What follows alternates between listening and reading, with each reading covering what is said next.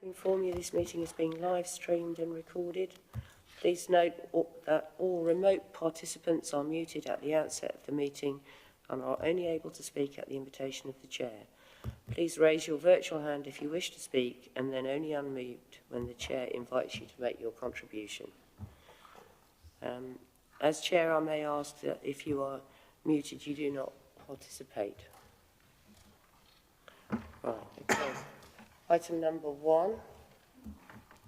Are we live, are we? We are. Oh, right, well done. Item number 1, apologies for absence. Have we got any apologies? Or James? No. James is here. So there are no apologies received, Chair. Okay. Have we got any anybody wish to declare any interests? No. Okay. Right, so move on to item number 3, minutes of the last meeting. And I've got something I wish to raise about the minutes. Have you got anything, Roger? Yes, Chairman. Apologies for coming in at the last minute. I do have a query. And that is, and I'm not sure how to raise it or where to raise it, the report that went to the Cabinet, part of it was incorrect. It notes in the minutes that the officers were going to draw up a report of the opposition's alternative budget, but some of the information in it was a little bit incorrect. I'm not sure how to raise it.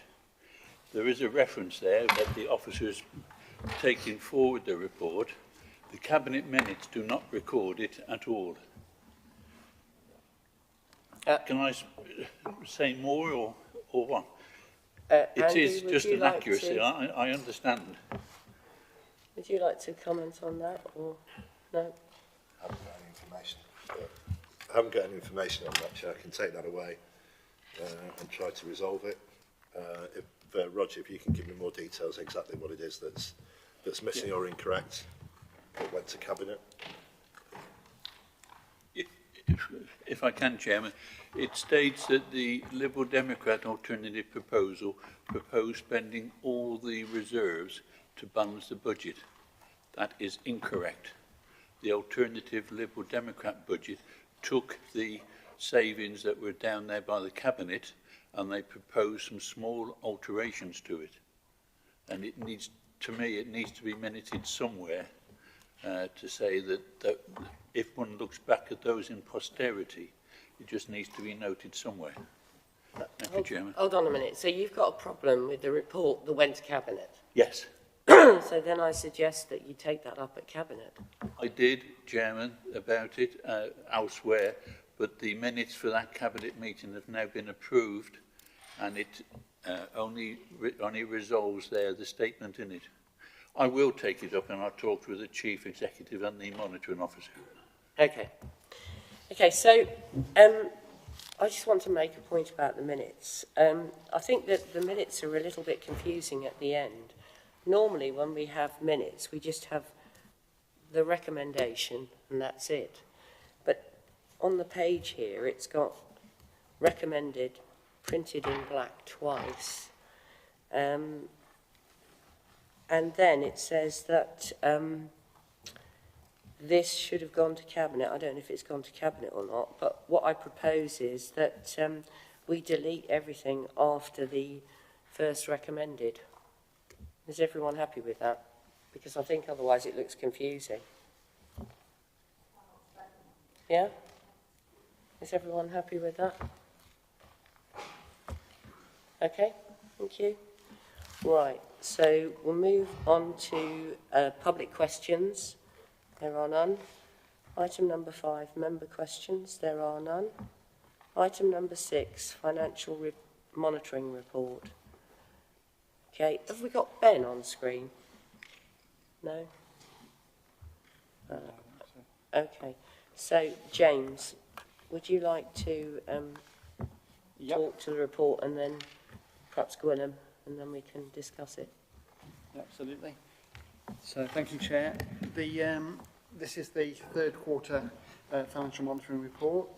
So this is the reports are produced each quarter on the financial position. This provides a projection as to where the end-of-year position on the revenue account is expected to outturn.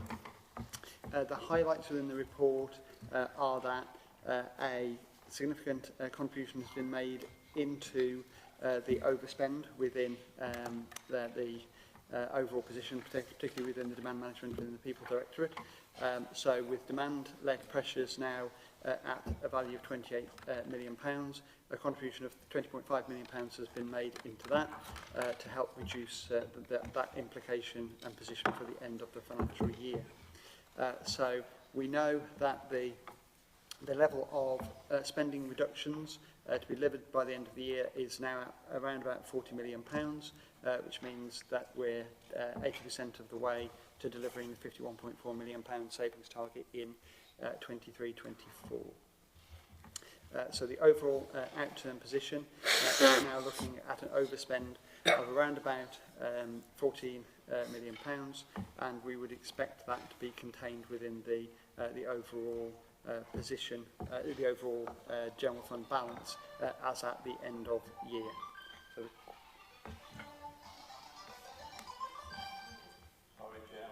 yeah. Oh dear, Roger. I was You'll be buying the buns at break. as a celebration of the end of year position. Yeah.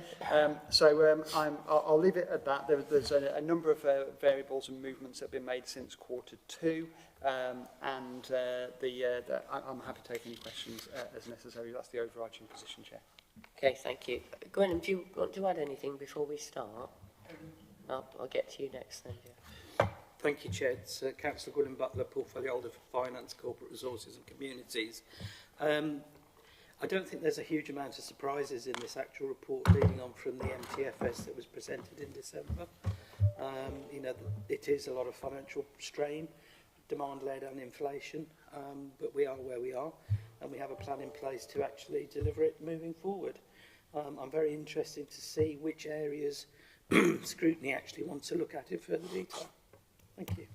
Okay, thank you, Gwen. And I have to say, there's an incredible amount of detail in here. It's more detailed than we've ever had before. So I'll let, and I've got a couple of questions. I'll let Jeff ask the first question because he asked. Councillor Jeff Anderson. From what you just said, I understand that you're going to be using 20.5 million from reserves. Is that correct? Yes. Yes, it will be coming out of the contributions we made into general fund balance from earmarked reserves to boost that position, and then a contribution has been made in a figure that's been signposted now for the last since the last quarter, I think the last 2 quarters actually, to manage the fact that the delivery of a turnaround in the demand management pressures within adults and children's is going to take longer than 12 months. So therefore, we need to adjust for that within the 23-24 position so that it can then be dealt with in the longer term in 24-25. So, and I don't know if I can ask this question, what does that leave us in the reserves? So, through you, Chair. So the position in terms of the reserves, just find it, is set out in, struggling to find it now. It's about £16 million is left in reserves at the moment. If I can find the appropriate table. Page 11 is page 11. Can I just comment there, Chair, please? Yeah, 16.16 million, sorry, in the general fund balance. Okay. I just want to ask you a question. And yeah, I'll let you ask the next. I'll only ask one, Roger, then I'll get over to you. I was reading at page 13 about the dedicated school grant, and it is quite confusing, I think, because you've got the dedicated schools grant, then you've got the schools forum, and then you've got this overspend. And I just wanted you to just explain how it all fits together. Because the dedicated school grant obviously is ring-fenced. Yeah, so the dedicated school grant is funding that is passported through to schools based on the formula that's agreed by council. So unlike lots of other authorities around the country, we actually have a small surplus, a small underspend in relation to the DSG. So in terms of the high needs block, lots of authorities around the country have a large overspend against that, and an overspend deficit which is there and is growing year on year. At the moment, there is a statutory override that the government provided through to, I think, March 26, which enables that overspend to be retained within the DSG.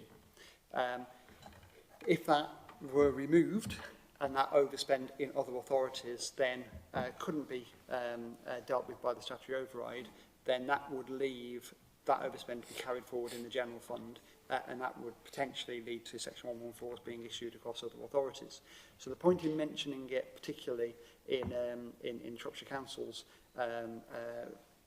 quarterly monitor, is particularly around the fact that we don't have that huge deficit that lots of other authorities have, and therefore the immediate danger around that is removed.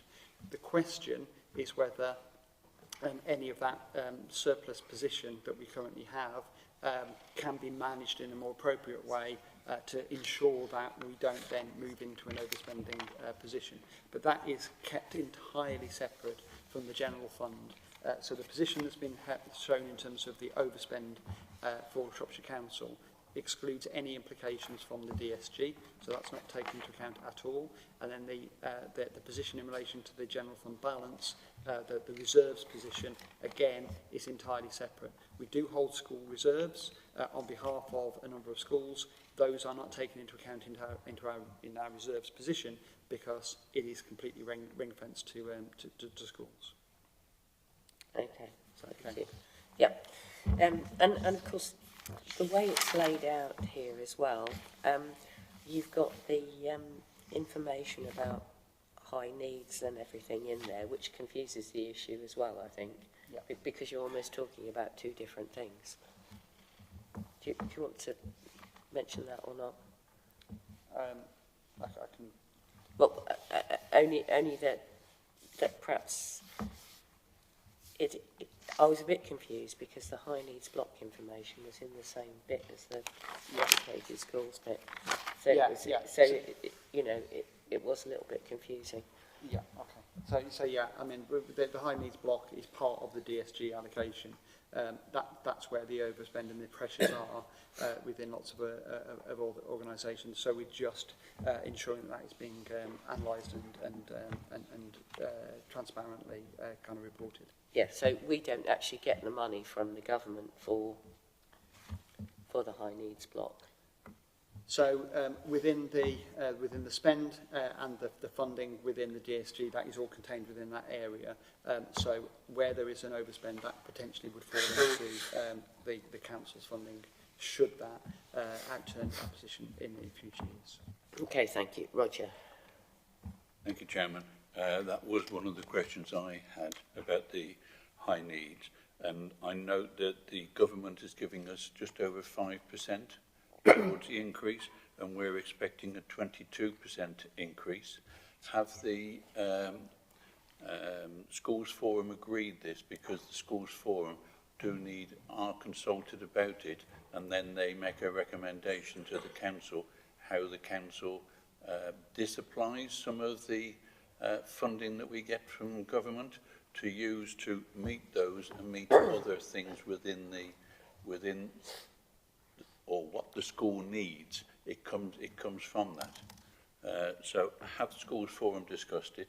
Have they recommended that this amount be deducted from the grants from the individual schools and go towards it, please? Through you, Chair. So I don't have the latest position in relation to whether Schools Forum have agreed that, but the Council is absolutely correct. Schools Forum will make the decisions around this. That's where the approval process works within this process.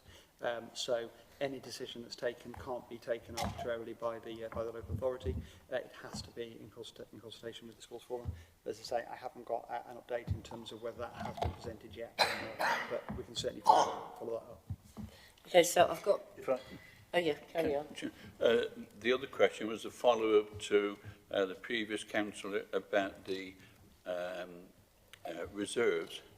As I understand it, the Q3 shows a £16 million into reserves, but it also shows a £14 million overspend at the end of Q3.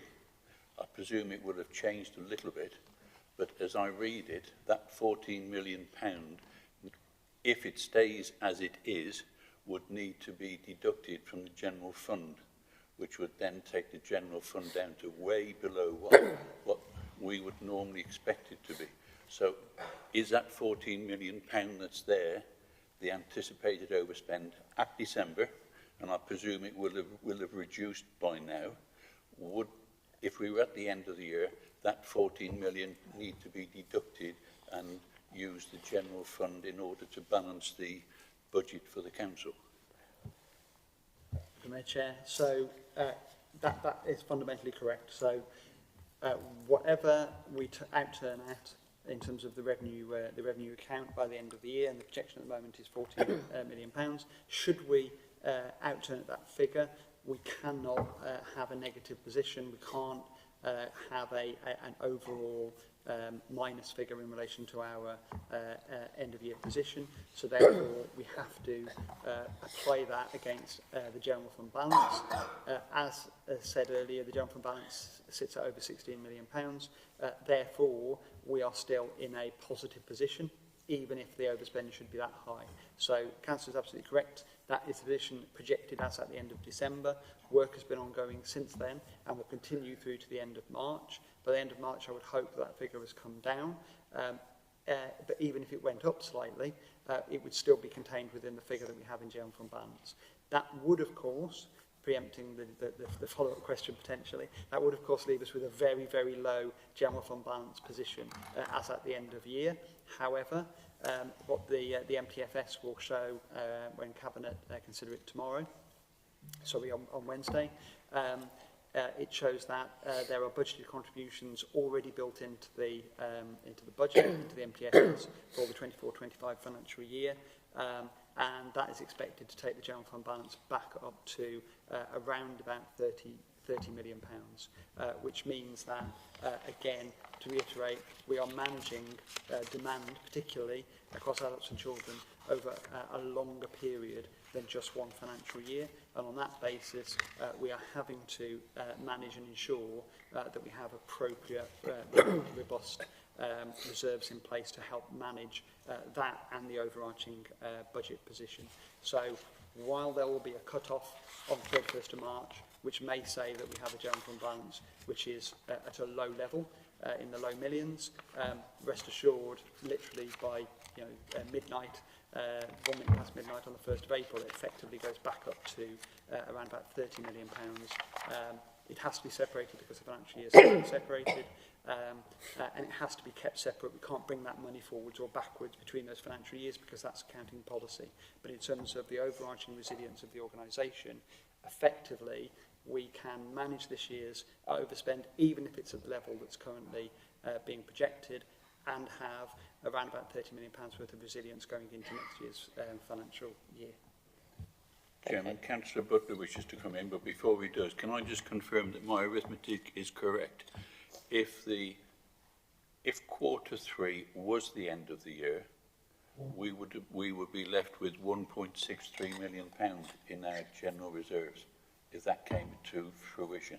I assume it will have improved over the time, but 14.53 away from 16.16 leaves a balance of 1.63. So we were very, very close at the end of Q3 on these figures.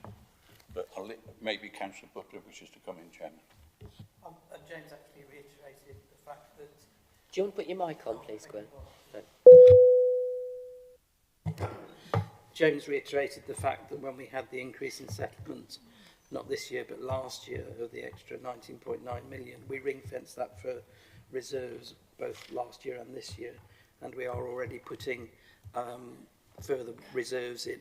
So I do get your point, Roger, Councillor Evans, that the general fund might be under pressure as of the 31st of March, but on the 1st of April in the new financial year, it'll be reboosted by about £30 million as part of our plan. Thank you. Okay, right, so I've got Julian Dean, who isn't actually a member of the committee, but he wants to ask a question, and I presume it was about school stuff, so... Thank you very much, Chair. Actually, it was Roger's question, but I suppose just to follow up, if there was a crisis in the next couple of months, and it just feels very, very dangerous if we're looking at a potential general fund balance of less than a couple of million. What happens if there's a crisis in the next couple of months which requires additional spending? So, for you, Chair, in terms of the, it's a fair point. In terms of the our general fund balance, it is there kept for a crisis. It's kept there to ensure that we are in a balanced position. I suppose the points I would come back to is, number one, this is our projection as at 30th of December. However, we are now about 5 or 6 weeks away from the end of the financial year, so the amount of time, we already know that there hasn't been a crisis in relation to January and the first half of February.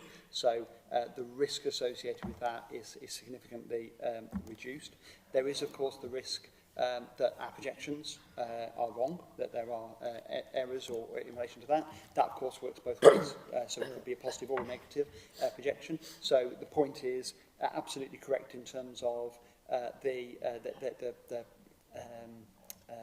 scope for error variance, positive or negative, has been significantly reduced. But as we move towards the end of the financial year, the impact of that within the financial year is also reduced. We do still have around over £20 million in earmarked reserves, which we wouldn't want to go to, and we're not planning to go to. However, we do have, as a short-term remedy to get us beyond the 31st of March, we do have that as a further potential point. The point is, it's not ideal. We are managing this as effectively as we can, given the pressures that we currently have. From my point of view as the 151 officer, I'm looking at it, and it's moving towards precarious, but it's certainly not in a dangerous position from that point of view. Okay, so I've got two people. I've got Rob Gittins and then David Phasma.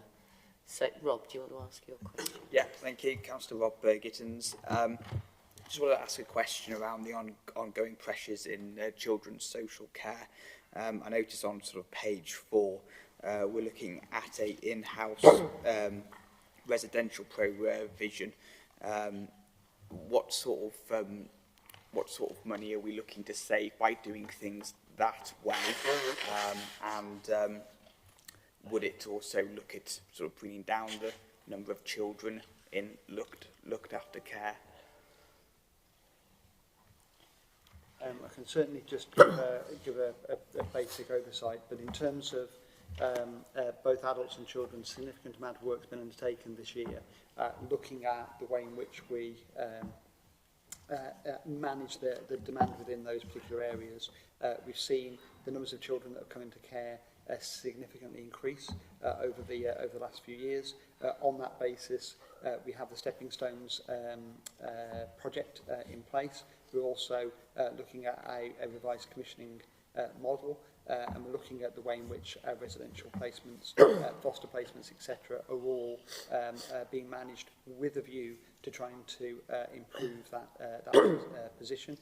On the adult side, a lot of work's been done on reablement to try and look at the way in which we manage people coming into care and getting as far in advance of that as we possibly can.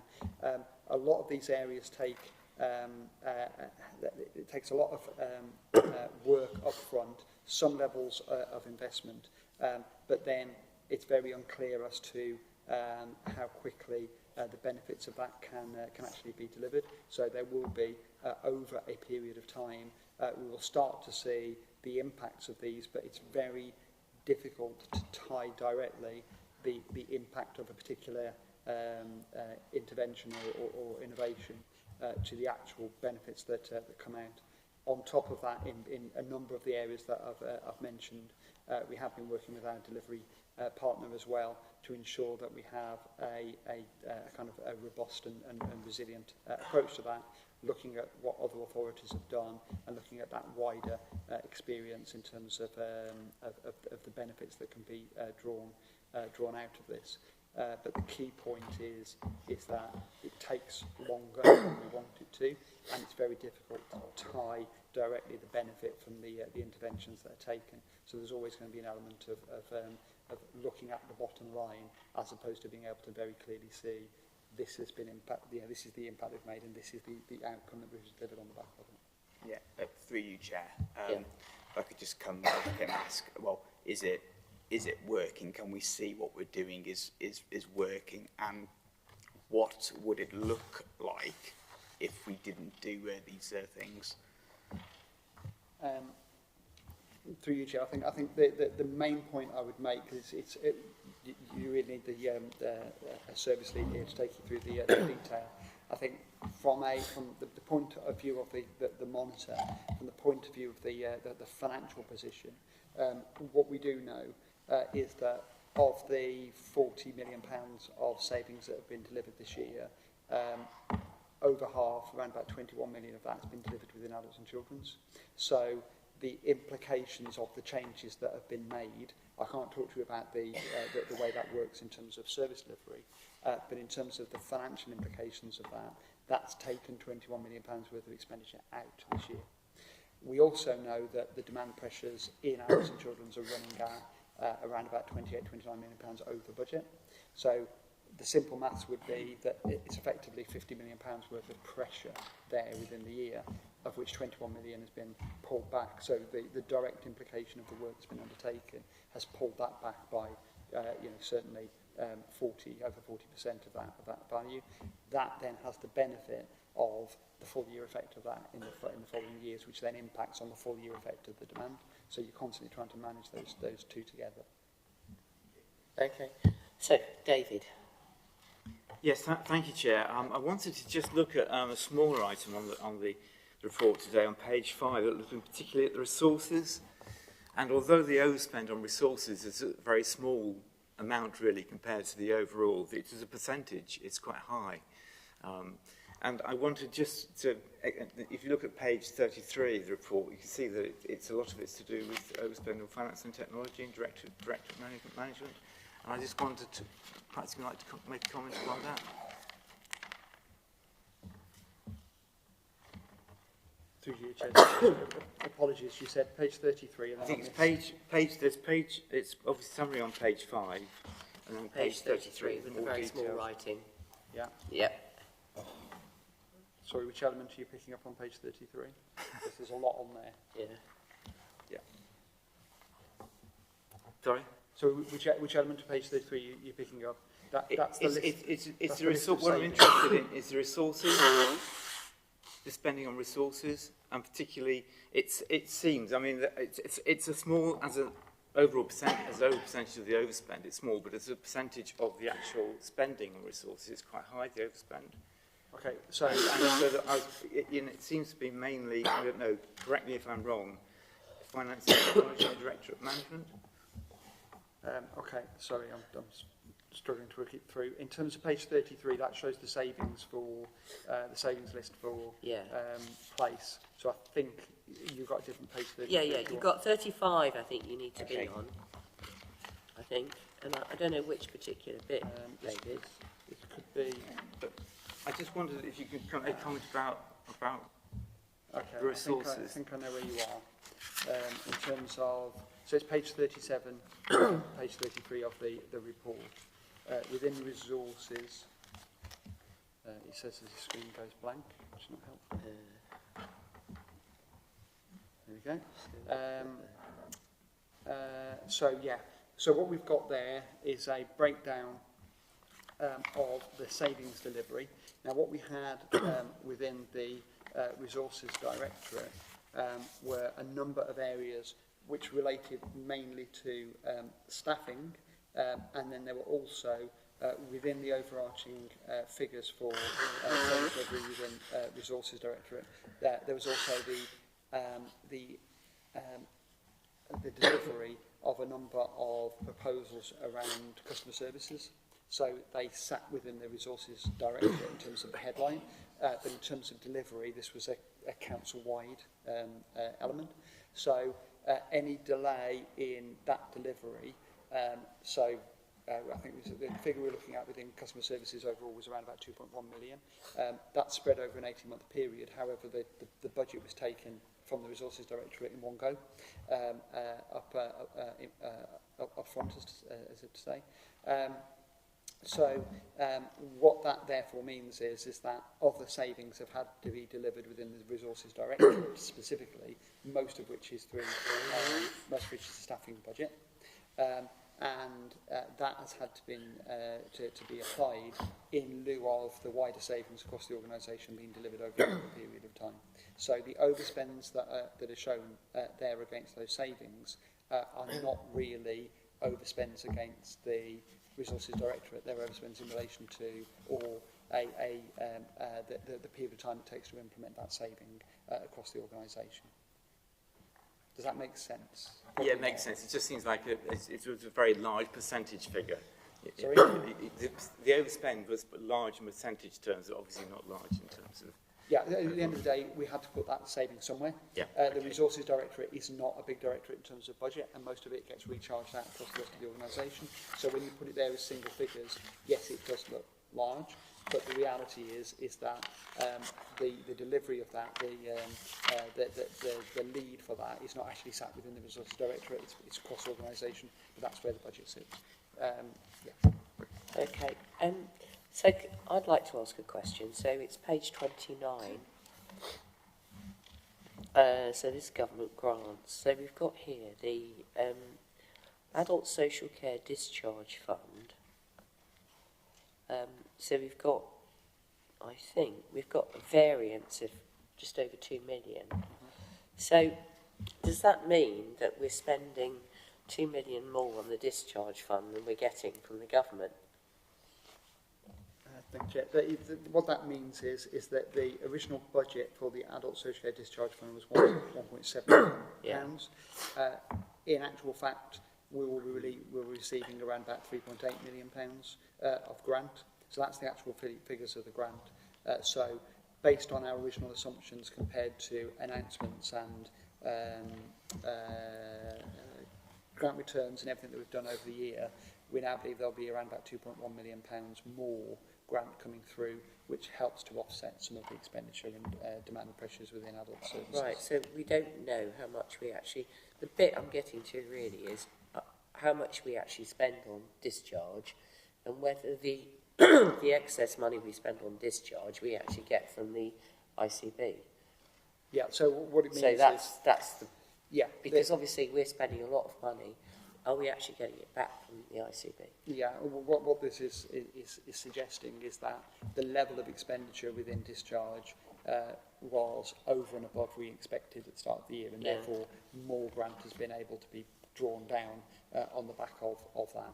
I can't give the details of whether that's it, how that works through the ICB and the mechanisms there, but certainly in terms of that grant level that's coming into the pot, that would be offset by an equivalent level of expenditure, if not more. Yeah, and that's the if not more bit that I want to make sure that we actually get back. And that's one of the things I presume PwC are working on. I don't know whether they're looking at that specifically, but I can certainly ask the question. Yeah, okay. Roger. Thank you, Chairman. I've got 2 or 3 questions, but if I can return to the general reserves at the moment, can I, as a member of this committee, ask that the anticipated general reserves at March the 31st, and I understand what happens at midnight on that night, that the anticipated reserves at March the 31st will be positive and will be more than what is shown in the end of quarter 3, i.e. we're up, maybe not in double figures, but we're up in the high single figures by the end of March, because we have had another month, January.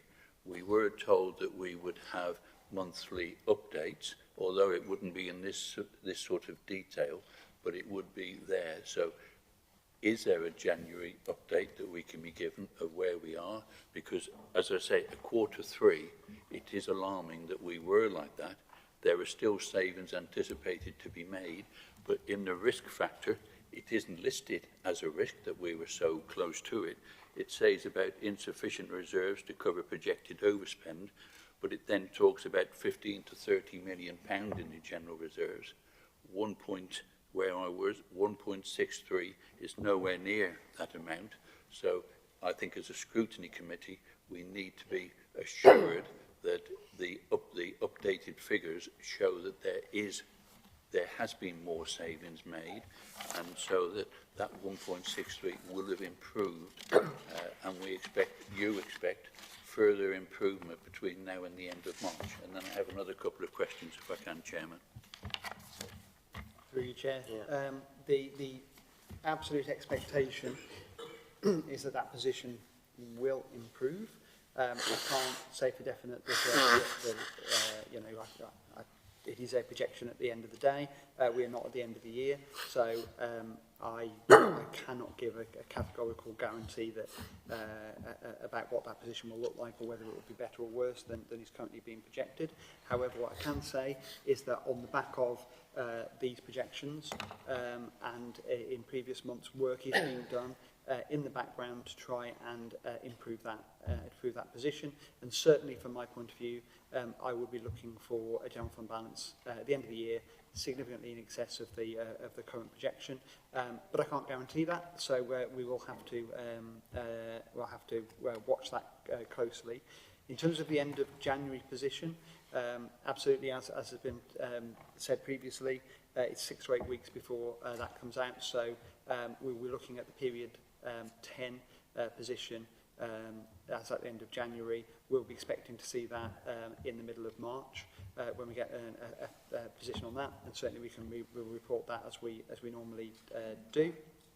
I think the important point, though, to reiterate is that even if the general fund balance was in single figures in terms of pounds, let alone millions, by the end of the year, while that in itself could look concerning, and certainly from a national position looked at purely on that basis would raise eyebrows. Nevertheless, what needs to be taken into account is the point I made earlier, which is that on the 1st of April, that figure will go up to around about £30 million. So the important point is do we have a level of general fund balance over the medium-term financial period to enable us to manage our financial position. As at this current financial year, we are saying yes, and if that was the end of it, that would be a concern, but it's not the end of it, because from the 1st of April, we then have budgeted contributions that are going in, again, that will take that figure up to 30 million. Now, if we improve that position for 23-24, and let's say we had, rather than the 1.6 that's been quoted, let's say that was £3-4 million instead, then that 30 million would go up to 32-33 million pounds next year. So there is a positive implication of reducing that overspend. So that's what the organisation is looking to do, and doing everything it can to try and improve that position. But rest assured, even if that doesn't happen, even if that didn't happen, we're still in a financially stable position overall. Okay, William, you wanted to say something? Thank you, Chair. I just want to reiterate on some of the points that James is saying in response to Roger's valid point, is the fact we're talking about 6 weeks to the end of the financial year. We won't get the actual outturn report from this financial year probably till May. Last year we were one of the first authorities to get the actual outturn finally out, and we got it out by the end of May. And I want to reiterate James's point that I'm confident, that the general fund balance will be higher than what it is in this report. And the level of reserves going forward are in our forward plan to ensure, as Councillor Dean has said, that we are further resilient moving forward as part of the MTFS. Thank you, Chair. Okay, thank you. Roger. Thank you, Chairman. Looking at the different directorates, I see the Place Directorate had an overspend of 4.5 million. Its savings equated to 73% of what they were expected to save. And then if one looks individually in the Place Directorate, I see the commercial services were £2.1 million adrift, but highways, there is a saving there of, depending on where you look, it's either £629,000 or £803,000 saving on highways, which, considering my emails and the complaints that are being made about highways and potholes, I am amazed that we're making a saving or predicted saving there of well into three figures towards £1 million on highways, and then the commercial savings, commercial services, as I say, there is a lack of income below what was expected. And then if I can go on to the Resources Directorate, I see the Finance and Technology section listed in here is £1.63 million overspend, which is 51% of the projected savings that it was said that directorate, and I heard what James Walton said about council-wide, but it's only 51% of what the projected savings were going to be, as in the budget that was agreed by council.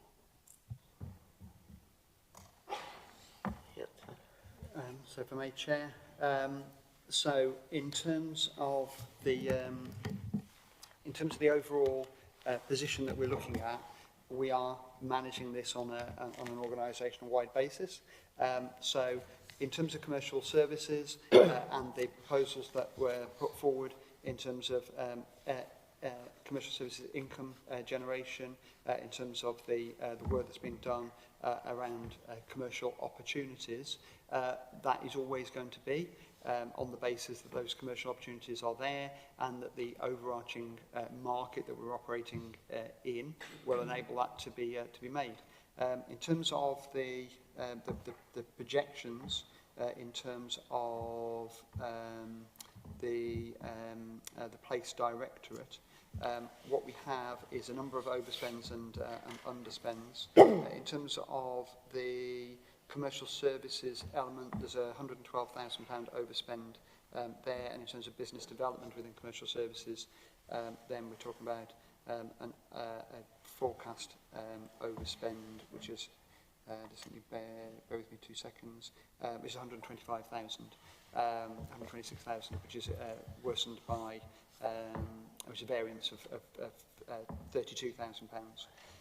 In terms of highways and transport, the underspend there is £804,000, and that's because in managing the overall position, managing within the Place Directorate and managing the organisation as a whole, we will look to see where we can bring that in. We've just talked about trying to reduce the overspend from this year to protect the reserves. Therefore, if that highways underspend of 804,000 can be improved upon, that's what I will be asking to happen, because we need to ensure that we have the money available to pay for the services that we wish to deliver. And we know within the demand pressures in adults and children's, therefore, if we have to spend less on the highways or any other service in the meantime to manage that, that's what we will do.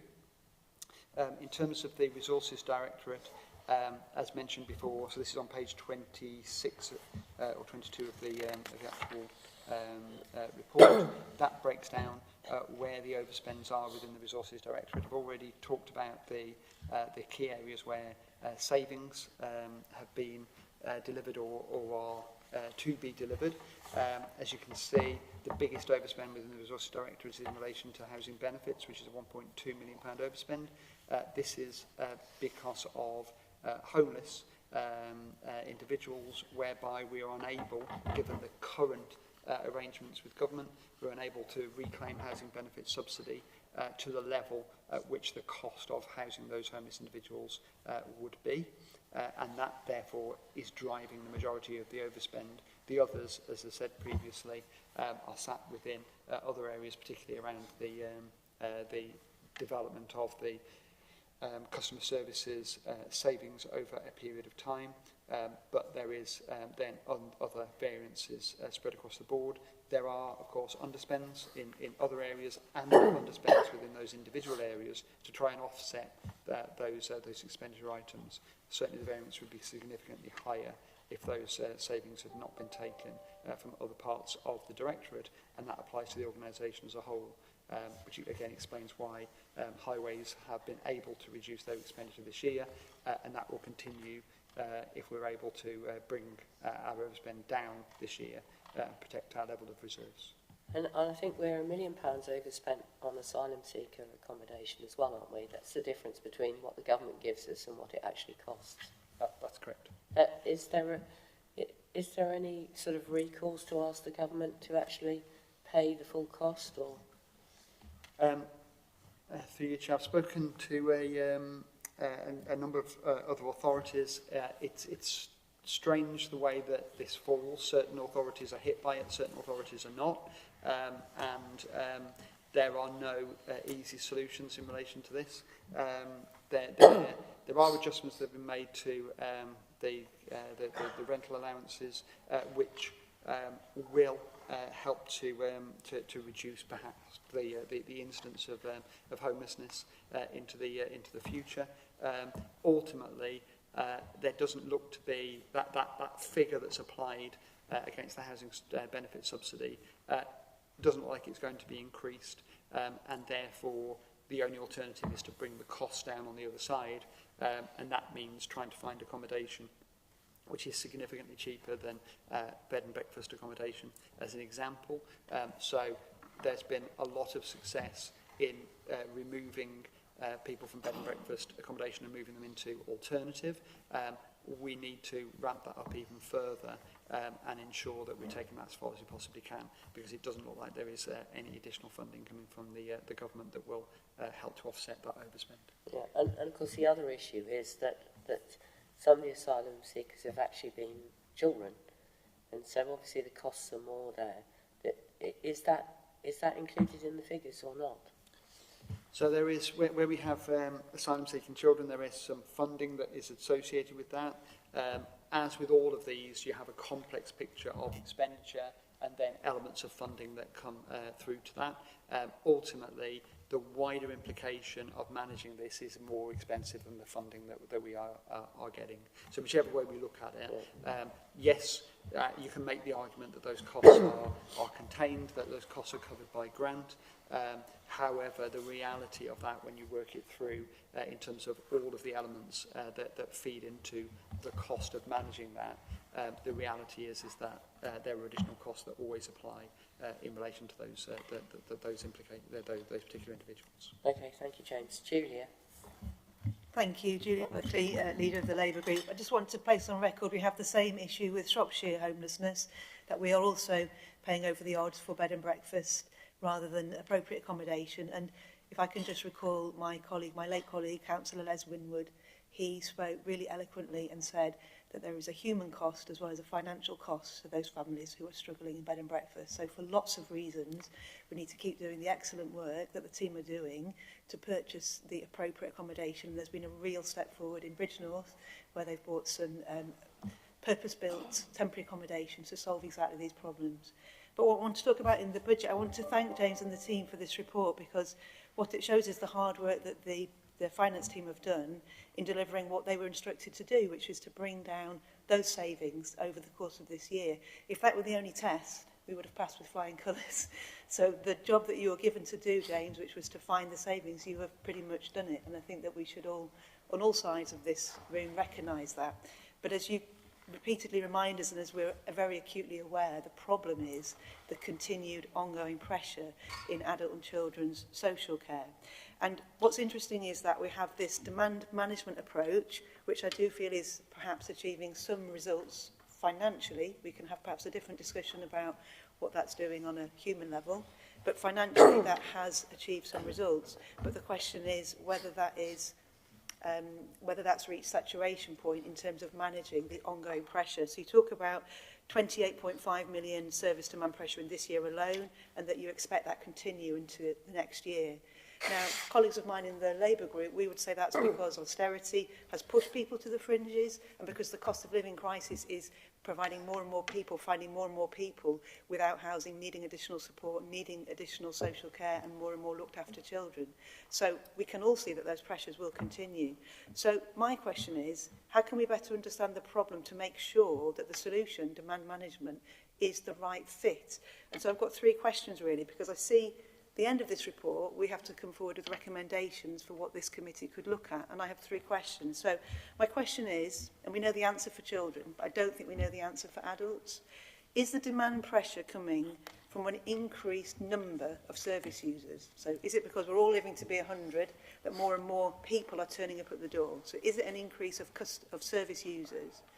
Or is it an increase in complexity of need of the service users that arrive at our door?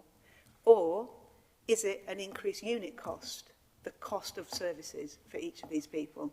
Now, it could, of course, be all 3. And with children's, we certainly know we've got one of the highest number of looked-after children arriving at the door.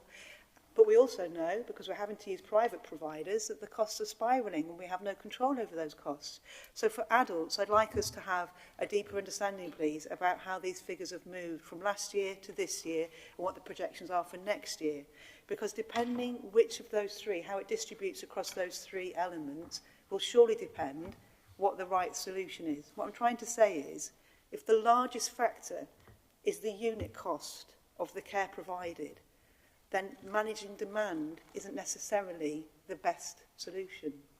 If the problem is greater numbers of service users, you might be on the right track. But we need to fully understand which of those 3 is the biggest driver for children and for adults, and then to understand which solution might better fit. So that would be my recommendation, Chair, when you come to the end of this report and we have to talk about what this committee could look at in more detail. Thank you. Can I just... it's a very, very good question, Julia. Can I just ask Helen, is that one of the areas that you could easily get that data together on your dashboards? Or are you doing something similar already for the service? Got the right one. Helen Watkinson, Head of Improvement. Yes, it is data that we can provide, and we do work closely with adult social care to support them with the performance data around that. I think just as an observation, it's a combination of those 3 issues that Councillor Buckley's just raised. There is increasing complexity of the needs coming through, and that unit cost is also has significantly increased. So are you doing dashboard work for the service at the moment? We have some of that information. Yeah. And when will that information be on our members' dashboard? Because I think that's the bit, isn't it? I know Gwilym wants to come in. I think that will come through the work that we're doing with the people scrutiny. That will start to come through, and then we can agree at what point and to what level of detail we need to publish widely. Right. Okay. Thank you, Helen. Sorry, before Julia's question's answered, do you want to answer Julia's question, Gwilym, or? It's well, I wouldn't say it's bizarre, but I've been having exactly the same conversation over the last month, 6 weeks with Ben J, and I think we had the conversation, didn't we, James, on Friday again, around exactly what you're actually saying. And I've also challenged Councillor Cecilia Mockley, you know, about actually going back to the directorate and trying to understand that. And part of the problem is it's an ever-moving feast. You know, if you're dealing with 4,500 people on a regular basis, the actual complexity or type of service you're delivering is changing on a daily basis. So how you actually quantify it as a norm, I wouldn't know. But I would certainly, it is something that Cabinet was considering looking at anyway. So I would welcome that bit of scrutiny work if it is not too onerous and it can be done quickly. Yeah. That's all I'd say. So hold on, we're all in betwixt and between now. Jeff, did you want to say something related to what Julia and Gwilym said? No, I want to talk about children. Okay, so hold it there. So, Julia, are you happy with your answer? Yeah, just in terms of level of detail, we want to see the movement, you know, how it moves quarter by quarter, you know, because it might not always be 4,500, and that's one of the points. We need to understand the percentage price increase across each of those three factors. So I don't expect it not to be a combination of the three, but I want to see how the price increase distributes across the three. In other words, is 70% of the problem the unit cost, or is 30% of the problem? We need to understand where the biggest issue, and you're quite right, William, it might be different last year to this year, and that's exactly the point, because we might need to change what we are using, which lever we pull to resolve this. Yeah. I think it's quite interesting because I think there's a piece of work going forward to actually, in Sam Williams's team, to actually look across the board about the demand and how we actually try and be on the front foot to get the recruitment right for the demand before it turns up. So there's an awful lot of work going on in the background. But I personally, talking to Councillor Motley and others, a lot of it is around the demographics as well. So we are getting an older population, you know, soon of which I'll probably be in there as well. Andy wanted to just say something. Thank you. If I could, it's just around where this scrutiny should happen, whether it's at People's Scrutiny, as you suggest. I think this is bread and butter for the People's Directorate, and it actually blends into, I know we're talking about adults here, Julian, that was your particular line of inquiry, but for children as well. And that mixture of those three demand pressures are absolutely spot on in terms of numbers, complexity, and then unit costs in the market, all of which I know there's lots of work being done on each one of those, so it's important that that work's surfaced and that you're aware of that, because those are, I think, the three primary levers we've got of making any sort of inroads into those service areas in terms of cost, quality and outcomes for individuals. Yeah. Well, I think, yeah, so I disagree with Andy a little bit there. So I think it's really, really important for our committee, because we are the Transformation and Improvement Committee, to have access to that data. Now, what I would say as well is, you know, quarterly doesn't really cut it. I mean, I think that in order to be able to use the data effectively, you know, I'm sure these performance data things must be updated either every day or every week, because, you know, things change from week to week, and looking at it quarter by quarter isn't good enough, I don't think, to get the answers you want. And I'll obviously leave that to you because you're the expert on that. But I think to have meaningful data, then the more data you've got, the better. So I think actually the data should come to us, and then we make the decision whether we ask people or health to look at the you know, specific topics that come up from there. And I think another thing that we've continually talked about while we're talking about this is, you know, we want the performance data, but whilst we're doing all the transformation and everything, I think it's really important that there's business support in there who can actually take on board that data and actually help the people and, you know, the people directorate, adults and children's, to actually interpret what's there. What form that takes, I don't know. But it is something that I've mentioned, probably mentioned it 12 months or more ago, you know, about the importance of the business support to interpret the data, because that's where, you know, that's where all the spend is. Right, so who else did anybody else have a question? Jeff, yes, sorry, Jeff. Thank you for being patient.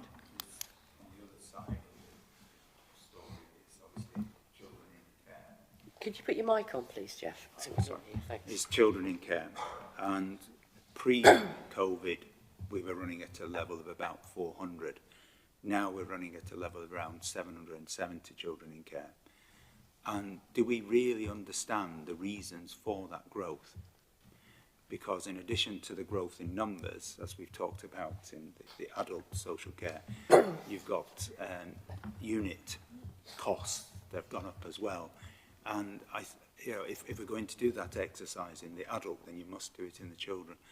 And I also agree with Claire that the people that are involved in the people group tend to be social workers and not business people. And you know, we believe that, you know, a business person needs to be in that directorate, looking at the the actual costs, understanding the numbers, and then implementing actions within that group.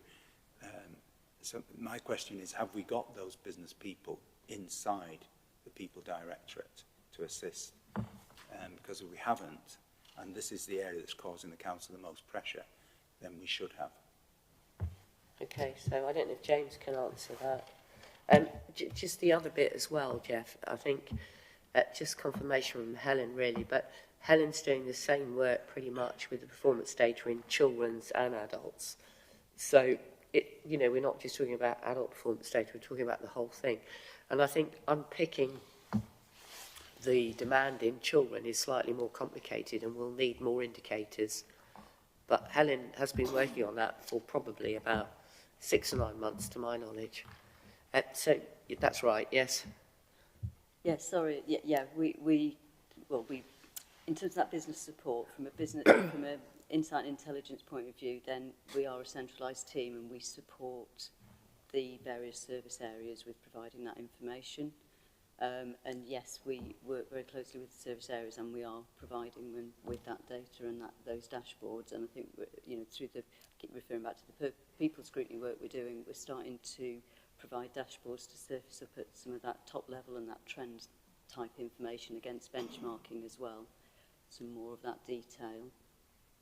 Okay, thank you. So, sorry, so I've got either Andy or James wanted to answer the question, and then Roger wanted to say something else about the business support.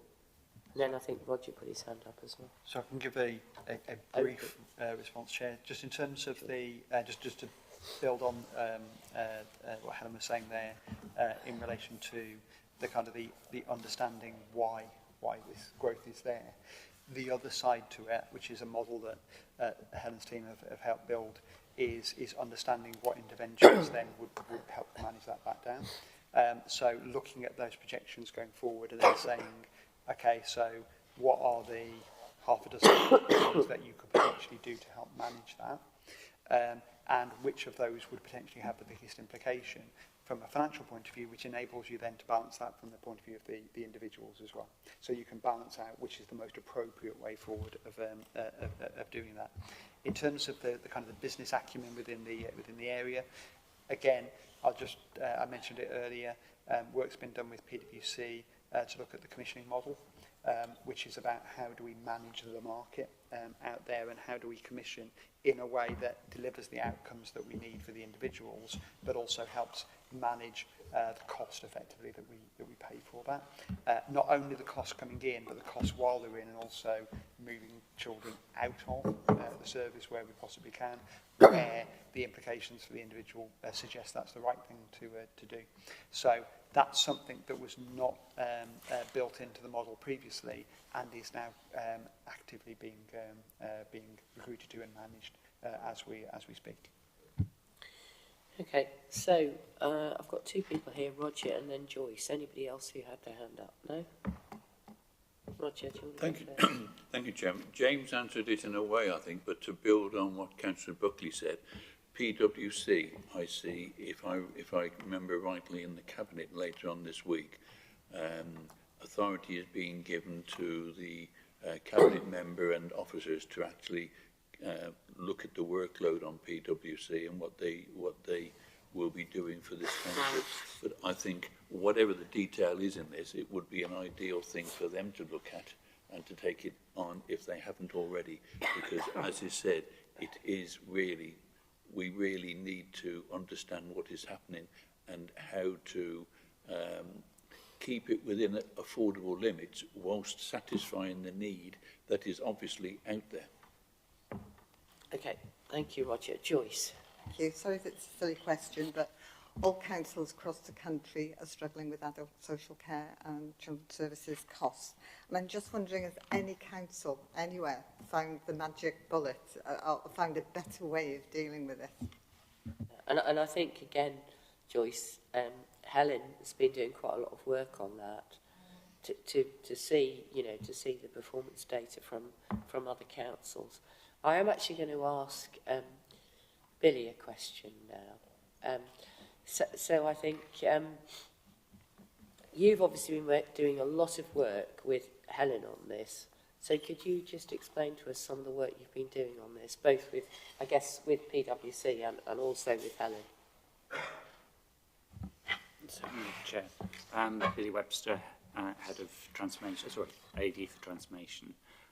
We've been doing a lot of work in terms of trying to understand the metrics, as you say, that are coming through the work that Helen's doing. But it's also then turning it into activity. So the work in the transformation programme has, as we discussed at the task and finish groups, have been looking at a range of interventions and then measuring the outcome, so seeing the impact they have. But it takes some time to do so, because obviously these are long-term measures. Demand has gone up, and now we're managing demand down, both in terms of the numbers, so looking at the new front door for children's, for example, the impact that's having on offsetting the numbers coming in to the level they would otherwise have done. We're also looking at the work that we've been doing with the foster team in terms of giving better outcomes at a lower cost by getting people out of residential care and into foster care. Again, specific work with the transformation programme, giving resources and giving activity to promote that quicker. So there's a range of interventions that are looking at demand, but also have an impact on budget. And that's what we've been doing, is taking the great work and the great insight we can get, but then looking at, well, what are the interventions from a transformation programme that you can do. So we've got similar activity planned, well, being delivered in adults, but also planned for next year to do the same thing as members have been requesting. And is there a place where you can go where, I presume, all the councils are having similar issues? Is there a place you can go where you can actually see what's going on in all the other councils? Because that would be helpful. You know, there is a sort of place where you can go. Well, mainly we network, so we can look at the figures across the country, see those that are doing better, and there's lots of case studies out there. So we do reflect on that when we're looking at it. And as has been suggested, PwC have done an awful lot of work across the country, and they share that insight with us and inform some of our decision making. Okay, thank you. Right, so I'm going to try and bring this all together so that we can come up with a recommendation. Julia, the next item on the agenda is actually the performance monitoring report, and actually your recommendation probably would be ideal for the performance monitoring report as opposed to the financial monitoring report, I think, because you're asking questions really about performance, and actually we've been talking more about performance than the financial monitoring. So, Chair, it's just that unless they're already the pre-agreed KPIs, they won't feature in the report, will they? So this report just talks through... Okay, so we can put the KPIs. But it's a different question, isn't it? The question is, which of the three factors is currently causing us a headache, and how does that change over time? So Joyce's question about, you know, every council's got a problem with adult social care. If in Shropshire we know we're 9 years older than everywhere else, if our number of service users has doubled since last year, so as with children they've doubled, we know the problem is the volume of people, and that's why we're different to everywhere else, and that's why it's causing us a headache. If the unit cost is the biggest factor, then we need to start looking at our private providers and why that's the case. So it's just about comparing the three elements and looking where the issue is. None of those three are KPIs, are they? The number of looked after children is a KPI, but we need to compare it with the other two factors. Okay, so what you're talking about is you either talking about KPIs in... No, I'm just saying if you want to include it in that report, they would both have, you'd have to add 2 more KPIs at council level. I'm not suggesting that. I'm just suggesting if we could have the data on those three factors, looking back over the last year, we can understand where the trends are. And that information about what type of pressure we're experiencing will help us understand. I suppose what I'm trying to say is, James has done a brilliant job around demand management. If the problem isn't the number of people, looking at demand management is only going to get us so far. If the problem is the spiralling costs of private providers, we need to do something else. Okay, so let me just ask James a question. So, we all know what Julia's trying to get at. So do you think we ought to do something on this report and the next one? Because I think it should be in the next report. Yeah, thank you, Chair. I think ultimately, in terms of those areas, more or less service users, what's the trend over that? That ultimately is performance information. It doesn't need to be a KPI, it is performance information. In terms of complexity, that's performance information. That's the only what I one thought, that potentially okay. you could identify as is the unit cost. But ultimately, the unit cost is the performance of the market.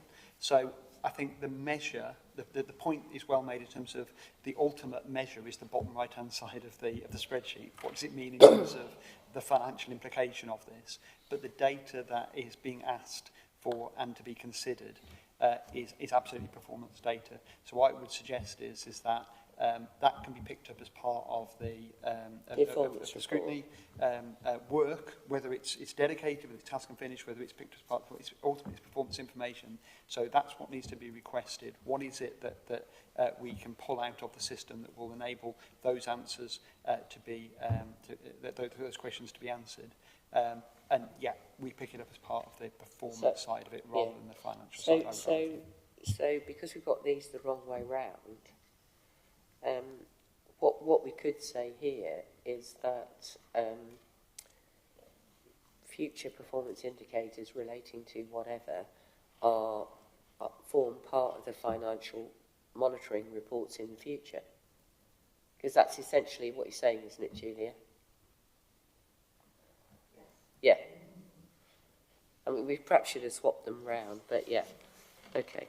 So, is everyone happy with that? Yeah. Are you? You're playing on your phone, so yeah.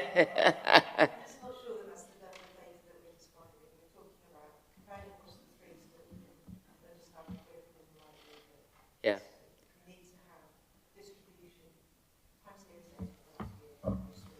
Yeah. Yeah, but that's what I'm saying. So that is performance, really. So what we can say here is that performance indicators, additional performance indicators, should be included in the financial monitoring reports in future.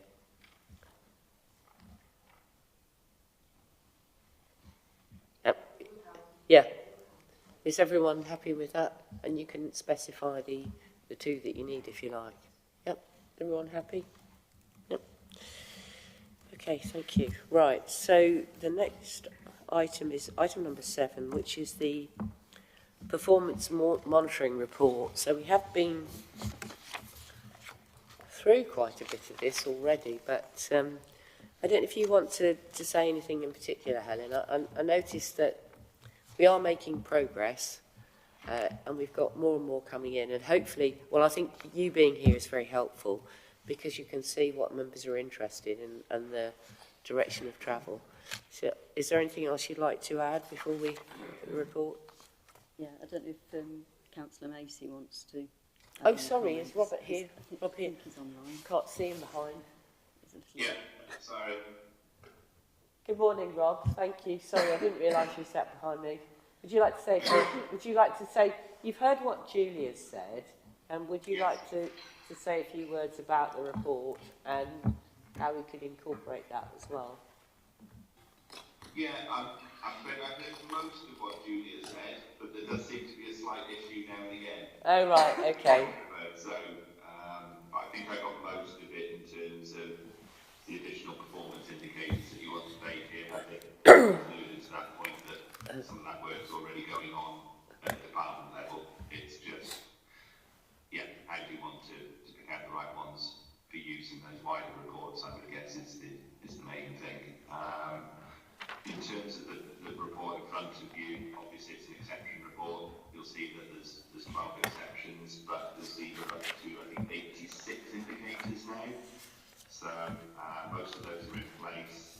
There's a few more coming in Q4, and that just leaves a small handful outstanding from the original requests that came through to us. Other than that, I think there's a couple in there, obviously, exceptions that I can speak to if members ask about them in terms of my portfolio. But other than that, there's nothing really to add other than I'll take note of what you want to take or what areas for future consideration as in the recommendations. Okay, thank you. Thank you, Rob. Right, have we got Roger, question. Thank you, Chairman.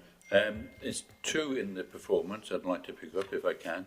One of them is healthy environment, street lights. The street lights converted 84% when the target was 88%. I think we were told last year by the portfolio holder at that time that all the street lights will be completed by the start of last winter. But it looks now as though it's now the end of June before they're going to be completed. And as has been highlighted elsewhere a number of times, there are a number of columns missing, and I wondered where we are with that.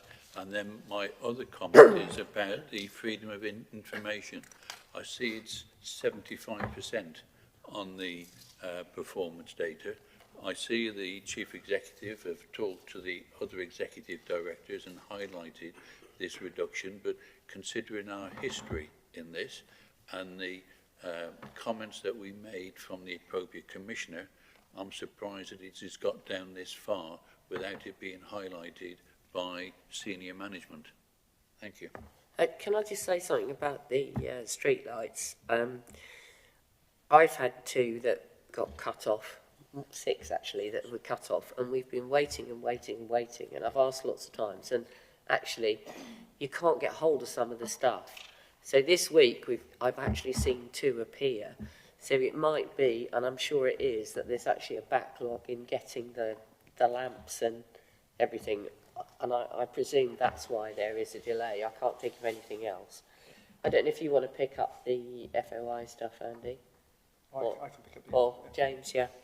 Yeah, so in terms of the responding to the freedom of information requests, where we were at the beginning of the year was in a difficult position, and we did have around about March, April time the request, the notice that we would improve our performance. What we did was ensure that we could demonstrate that we could improve our performance, and we ensured that we put together a dashboard which made the position entirely transparent to the organisation. We actually reached the point by the 26th of October when the Information Commissioner came back, that we'd actually covered off all outstanding FOI, so nothing was outstanding at that point in time. The bit that I think I did talk to members about previously was that as an organisation we had identified prior to that that freedom of information is something that we needed to change our approach on. And so what we had done is restructured in a number of areas to put more resource and to centralise the approach around freedom of information. What then happened was we had to put all of those plans on hold while we dealt with the notice. So we went back to the old inefficient method and made sure that we cleared and removed that notice from our position. In doing that, we are now in the process of implementing that revised structure around freedom of information and putting in place alternative measures. What that means is that because we're now going back to doing that in parallel, there has been a reduction in our performance. That said, if we're keeping that performance at 75% is actually a really good position to be in, and I'm quite comfortable with that over this current kind of parallel running period, with a view to an improved process being in place in the future, which will drive our performance back up. So it's unfortunate, but we can't do everything at the same time. So we accepted that there would be a reduction in our performance over a short period while we put in place a sustainable approach. If that brought attention, we could pull out all the stoppers and take that performance back up. But actually, that is not in the best interest of a sustainable solution at the moment.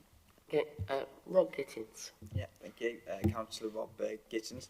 I note from the performance portal there are 86 key performance indicators. How many more are we expecting? And what the questions I would direct either at Helen or Rob Macy.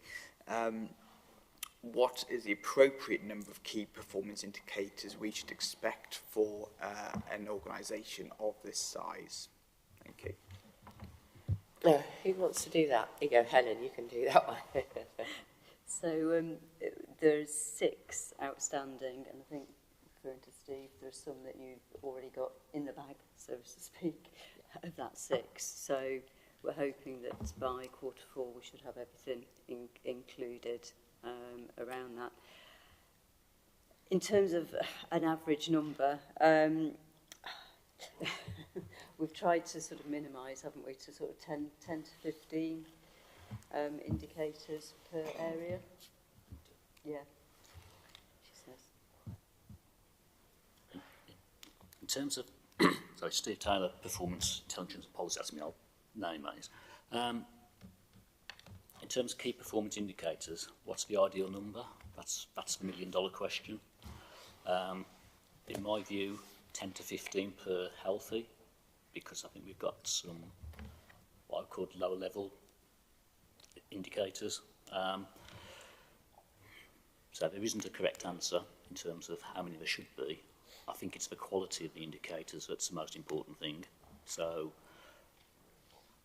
previously, before we started this shift in culture of sort of more open and transparent reporting, there's a reluctance by some people to have indicators at all, targets. So the fact that there's been a bit of an indicator war that's broken out with some service areas wanting to put more in.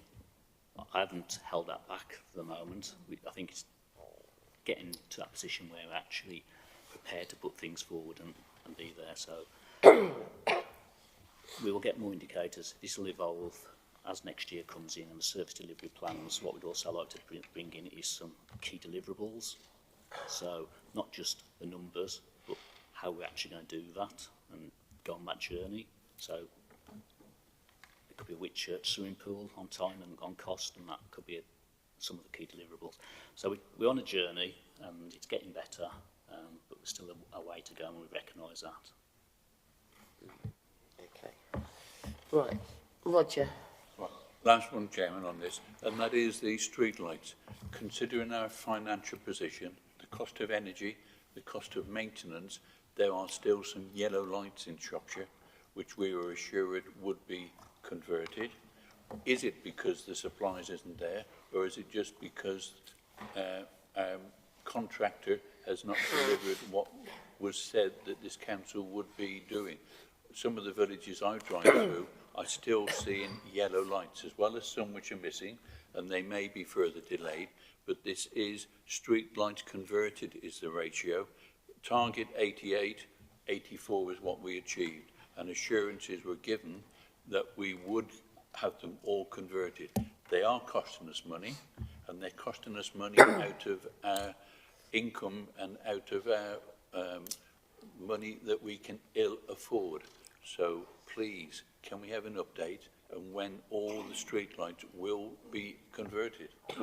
Yep, so I think probably we can ask Ashley to actually contact Jason Hughes and get him to email back, and you can email you back and you can pass it around the committee for the answer to that question. Right, David Vasma, and then Julie wants to say something. Yeah. Just an inquiry about KPIs and highways. And one of the things I'm picking up in my casework is just the number of repairs which have to be redone on a kind of regular basis. And I just wondered whether there was any, you're able to actually identify that as a possible indicator, because that does seem to be from, I don't know what other councillors find, but I had an awful lot of feedback saying that a pothole repair or some other repair has had to be repeated because the first one failed, and sometimes it's multiple times. Okay, so perhaps you could have a look at it's that. something we'd have to speak to the service area about, but I'm pretty sure that they will capture that information. Yeah. Okay. Thank you, David. Julia. Thank you, Julia Buckley, leader of the Labour Group. There's four of the KPIs on here that are giving me concern. There's the age-old satisfaction in highways, which is down at 45%. And interestingly, the target is only 50%. By far the worst is the delay to the educational health care plans, so ECHPs, that are supposed to be issued within 20 weeks. The indicators suggest that we're achieving 66%, but when you look at it, the target that this council has set is to only achieve 50%. So we're aiming to only manage that for half the children. We're only trying to get them an ECHP in 5 months for half the kids, and we're also failing that. So our actual success is 32.3%. In the words of the person who's written it, it actually says, delays to issuing plans can impact outcomes for children and families. I think that is quite a strong understatement.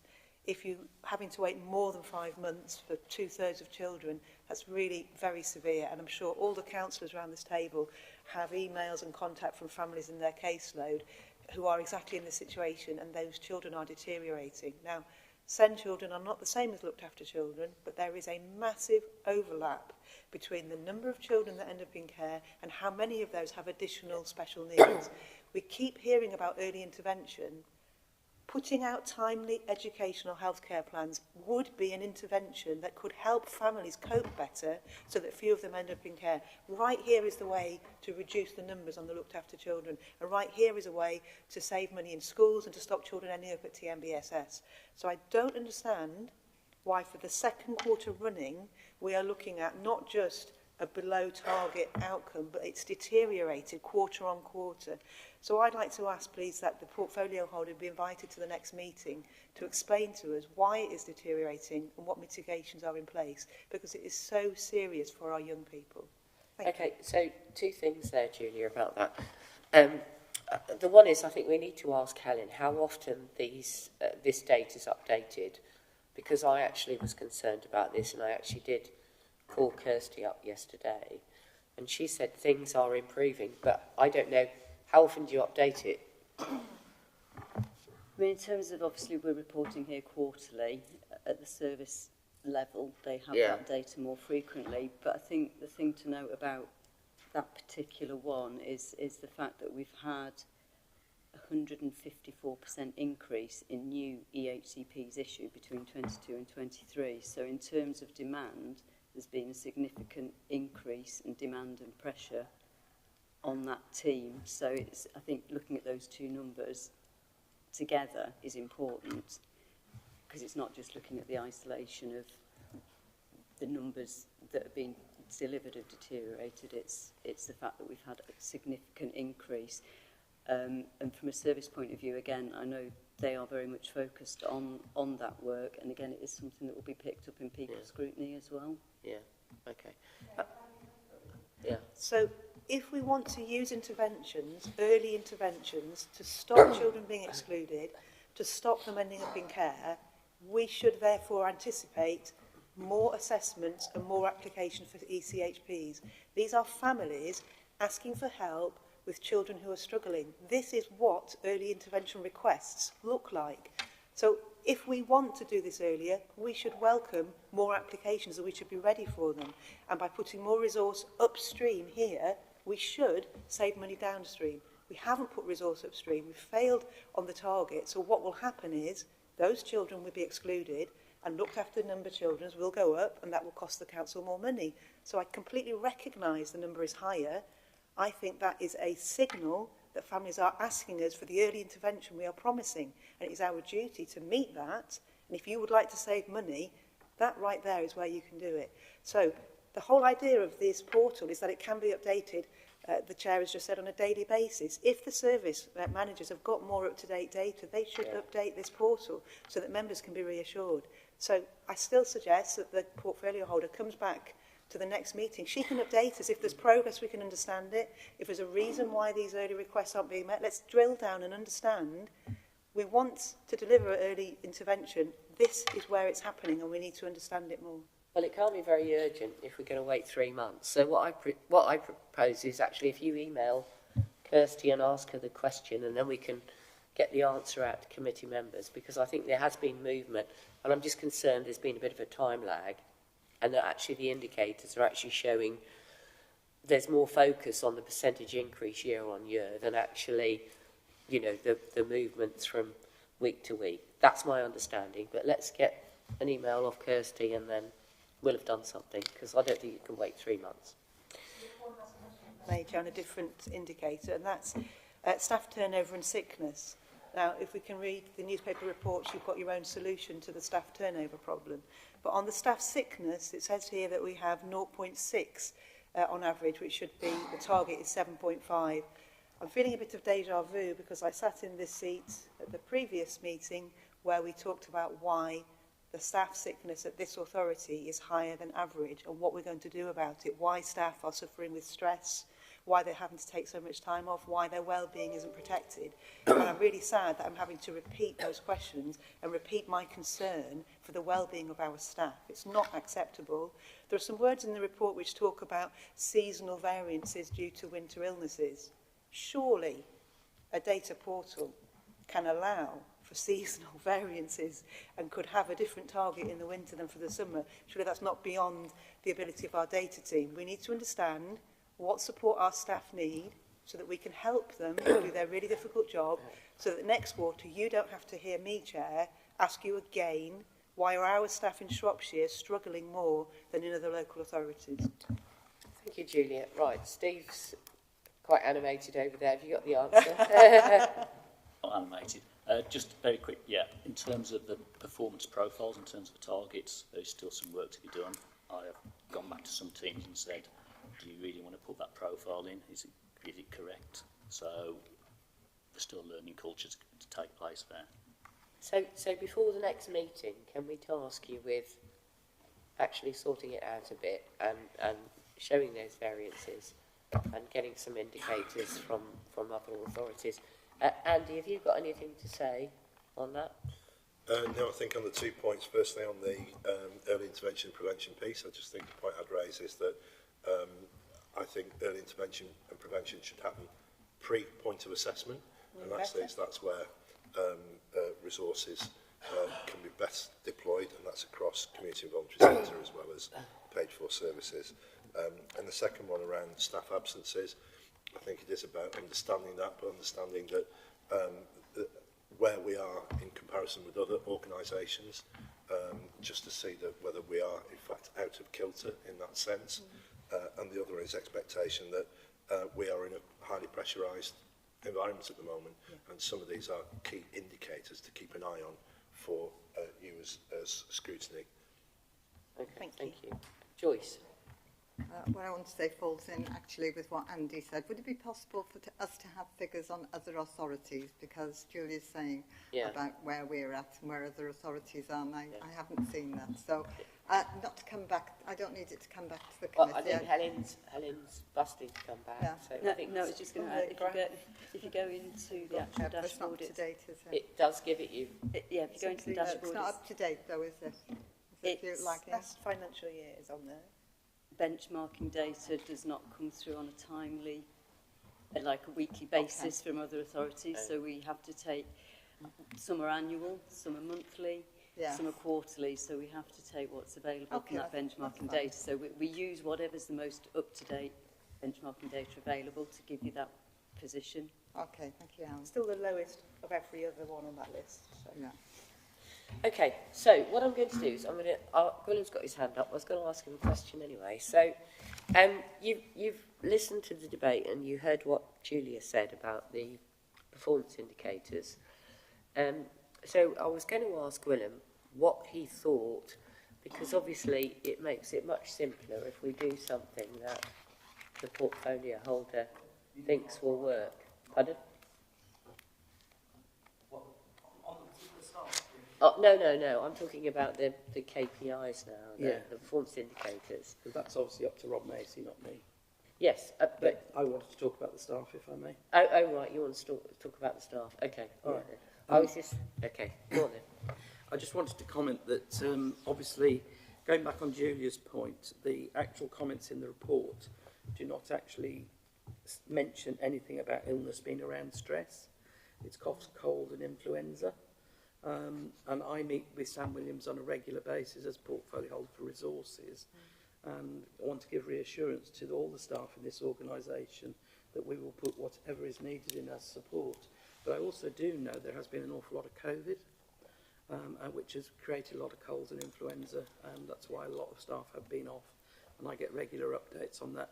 But I just don't want it to be misrepresented that it's stress. And there will be some, don't get me wrong, but, you know, let's not make something worse than what it actually says in the report. But whatever support is needed, we will put forward. Thank you. Okay, so let me ask Rob, but I asked Willem because Rob couldn't hear everything.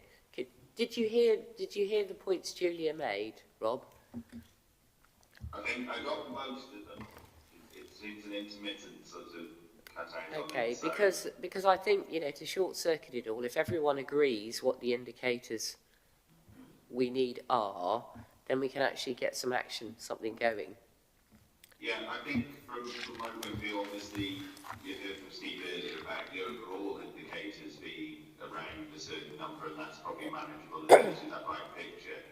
I think where we're getting to now is where we said once we got those up and running, obviously there would be where do we go with in terms of other indicators and supporting and so on. As you've heard, I think it's, as you said previously, it's probably working with the individual portfolio holders to agree what is a good indicator in terms of giving a good picture or putting them together, giving a good picture of that service and so on. So that's something we can take away for those. I think the only bit as well I picked up on was the highways one. Julia was saying about the time. No, hold on. Look in the report, it's sort of within 2% of the national average, but obviously that's not my portfolio to comment on. No. Can I stop you there, Rob? So I don't think you heard what Julia said, obviously, about the 3 specific indicators, which is why I asked Willem. Do you want to just, Julia, would you like to just tell Rob the 3 indicators that you wanted?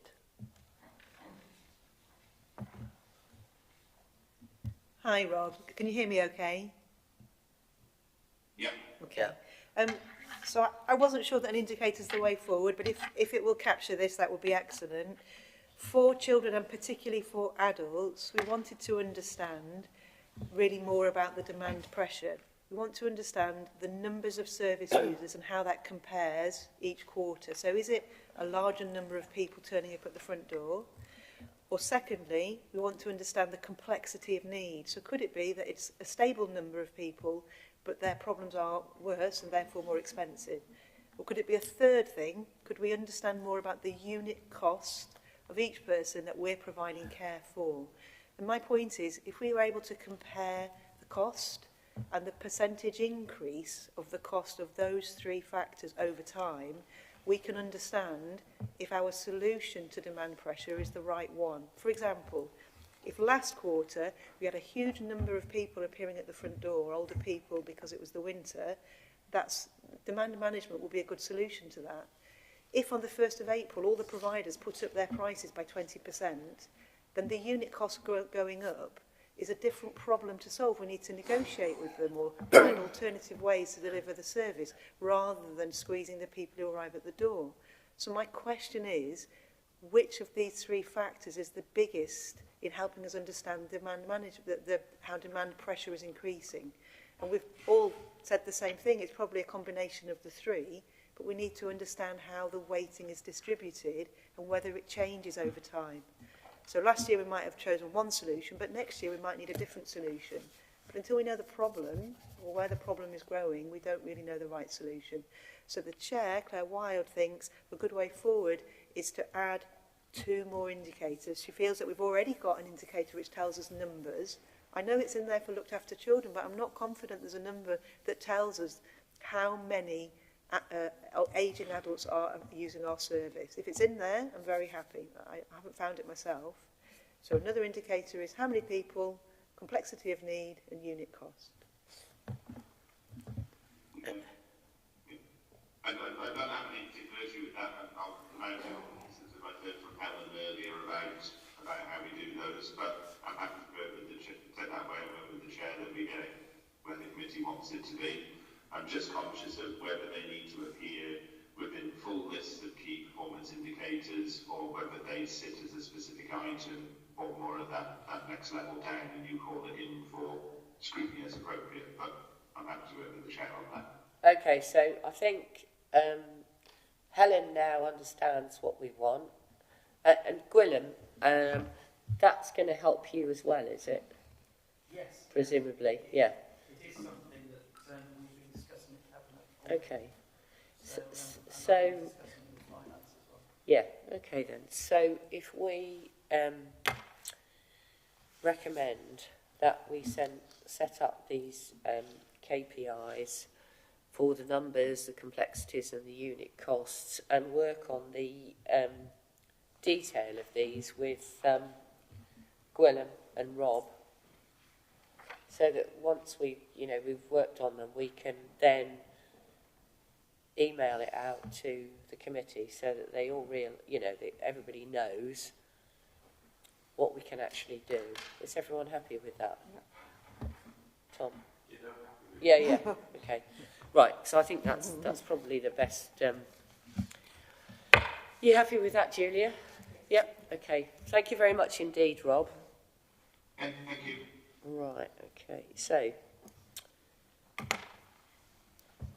here we go.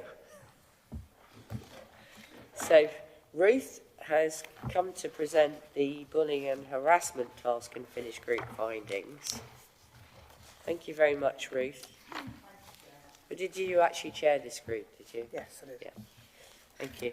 So, I don't know if you want to say a few words. From a short list of one, I think, because no one else stepped forward. Everyone else stepped back. So. Anyway, no, it was a privilege to do this, actually. So this is a presentation of the report that's in front of you regarding the task and finish review of the bullying and harassment policy of Shropshire Council. And it came out, as it says in the report, following an Ombudsman report on some behaviours that had impacted on staff from third parties, but it was felt appropriate to review the whole policy. So I'm assuming that the report has been read anyway, but I will just go through very quickly.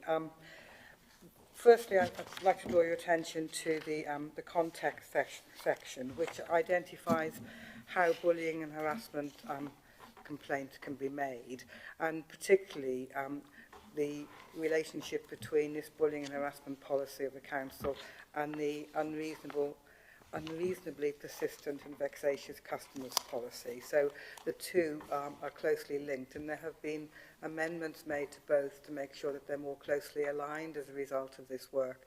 And I think that's important, because you can't stop from one, you can't just use the internal policy when the some of the impact is from external customers or service users. So section 4 outlines the work that was undertaken, and in particular I'd really like to thank the HR staff and Scrutiny staff for their input into this, because we did have a review of the policy, and there have been some amendments made which are also identified in the report. One of the actions taken was that a feedback survey was launched during Anti-Bullying Week in November. Sadly, the response was very, very tiny, and we had quite a discussion as to whether we should even, whether it was statistically viable to include the responses. But there were comments, and those comments are valuable because they're made by members of staff.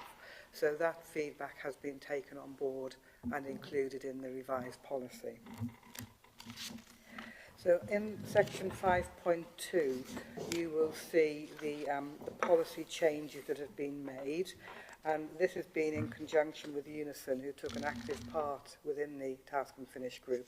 And they are due to be, following approval from here and Cabinet, they would be due to be signed off by the Joint Committee in April, which I'm hoping we can get to that point so that we have a more comprehensive policy to support staff. The main changes are relating to advances in technology around cyberbullying, the use of social media, and also gaslighting and third-party bullying. So those areas are the main enhancements to the policy, and you'll see in the report what's been added and strengthened. So overall, it was a really interesting task and finish group. I hope we've come up with something that's acceptable to this committee and to Cabinet in due course, and I present the report, move the report. Okay, thank you very much, Ruth. So, do we refer this report to Cabinet, or are you going to take it to Cabinet, or what? Well, one of the recommendations. One of the recommendations is to take this to Cabinet, but I should have said as well that in the recommendations there needs to be further work around some sort of protection for members who are subject sometimes by their residents with bullying and harassment, and we had some interesting examples shared during the task and finish group meeting. Okay, Gwyneth. Through you, Chair, I'd like to thank Ruth and the committee for the work they've done on this. Obviously, this falls within the Resources Directorate, which is mine, and I sit on the EJCC as well on a regular basis. More than happy to receive the recommendations to Cabinet. I was particularly interested around the harassment and bullying of members bit that you just mentioned, Ruth. And I have to say, in the current climate that we're living in, with the hard decisions that we're going to have to make, I think it's an even more valid point where people may have difficulties in understanding why we have to make such hard decisions. So thank you again. So Ruth, do you want to carry on and finish your report then before we take it to Cabinet, or?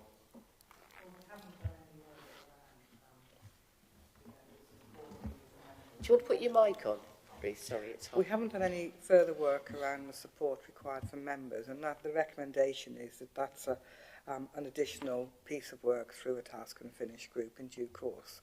Whether it's the same group or a different group, I mean, there may be more people interested, I don't know. Okay, so there's still a little bit to do to finish it off. Yes, but my question to you, if I may, Chair, is does this group want the existing task and finish group to finish that, or a new set of individuals? Well, I think you may as well finish it off, Ruth, because you've done it, so you may as well carry on. I'm quite happy with that. I think everyone's quite happy with that. If that's okay with everybody. Yep. Thank you very much indeed, because I think somebody has to do these things, and obviously Ruth's got a lot of training and experience from your time here, so it's all been good. Right, okie dokie then. So, item number 9, I'm conscious of time, is the Transformation Task and Finish Group. We have got a report. Don't know if you're going to say anything, Roger, about the report, or... Briefly, Chairman, because it is a full report, and thanks to members and also officers for providing the support they did. Briefly, you'll see in the report that we met 7 times this year, quite close together, some at short notice due to the availability of invitees, and apologies for the notices that went out to the members of the group for the short notice. There is a series of recommendations there. I'm not sure where the committee today would like to take them, but hopefully that this is a standing committee, and if one look at page 5, the objective is to report back to the Transformation, Improve, Overview and Scrutiny Committee at key points in the year. This is a short-term report which was looked at fairly quickly after the members identified the areas that they wanted to look at initially and better understand where the council was and understand the transformation area. But the report is there. I'm not sure if there's any questions on it or where the committee wished to take the recommendations that are contained within it to the Cabinet direct, or just to leave it on the table at this time. Well, I've got Joyce and I've got Rob and then I've got Jeff. Just a couple of things. There's a long list there, but there's a lack of outcomes. The task and finish group, my task and finish group, could have looked at items 9 and 10. It didn't really need to go to this. Those are my only 2 comments at the moment. Rob? Yeah, Councillor Rob Gittins. Just want to comment really on recommendation 4 on page 21 regards to key measures around the transformation programme. I was just wondering if Councillor Evans could really expand on that and what sort of measures that he had in mind, basically, because there's a lack of information in the report around that. Thank you.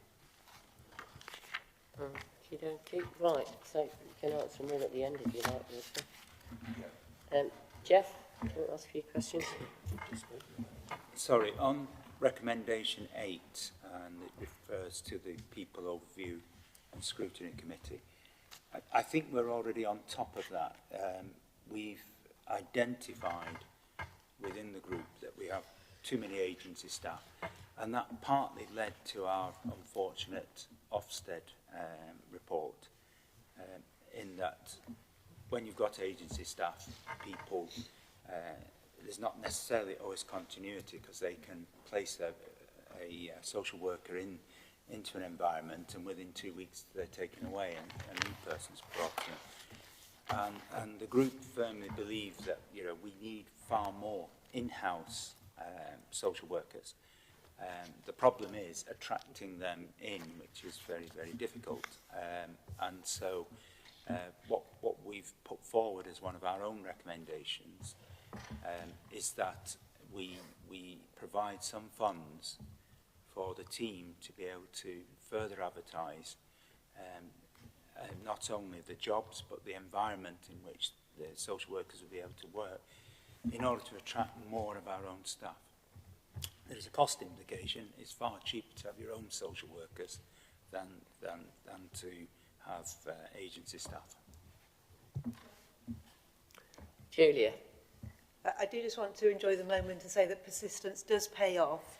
So for 2 years running, the Labour group have included in our alternative budget how you could save £1.6 million by employing social workers directly and paying them more. So I hope you'll forgive me just mentioning that. But on a serious note, I met with a former leader of West Midlands Authority last week, who went through almost the same issue that we're going through with our social workers. And he said it wasn't just about paying conditions.